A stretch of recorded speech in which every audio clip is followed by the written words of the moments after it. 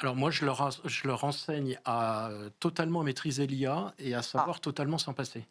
Je pense qu'il faut vraiment les deux. passionnant. C'est-à-dire que quand on regarde par exemple ce qui se passe dans des écoles d'art, les bonnes écoles d'art, la première année, vous ne touchez pas un ordinateur.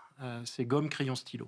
Parce qu'on sait qu'un bon utilisateur d'IA, c'est quelqu'un qui a les bases, fondamentalement. Hmm. Et les bases, elles s'apprennent avec la main, avec le regard, avec la gomme, Alors, avec un le chanteur crayon. de variété passe par le classique, que c'est ce que vous êtes en train de On dire. apprend des gammes, Ouais. hein, rien ne change. Donc, Comme bluesman, après le et classique. voilà. Et une fois que vous avez les bases de votre métier, vous serez un meilleur utilisateur de l'IA. C'est-à-dire que vous ferez de meilleurs prompts, vous évaluerez mieux les résultats et vous saurez quand utiliser ou ne pas utiliser l'IA, qui sont un peu les Donc, trois grandes vous leur apprenez compétences. l'esprit critique sur l'IA, enfin, une forme de philosophie autour de ça. Alors oui, c'est surtout, c'est comme un outil, c'est-à-dire que moi, je peux prendre un marteau et si je me débrouille mal, ça finit sur mon doigt. Donc je dois apprendre à utiliser le marteau, savoir ce qu'il fait, ce qu'il ne peut pas faire, savoir comment je l'utilise, etc.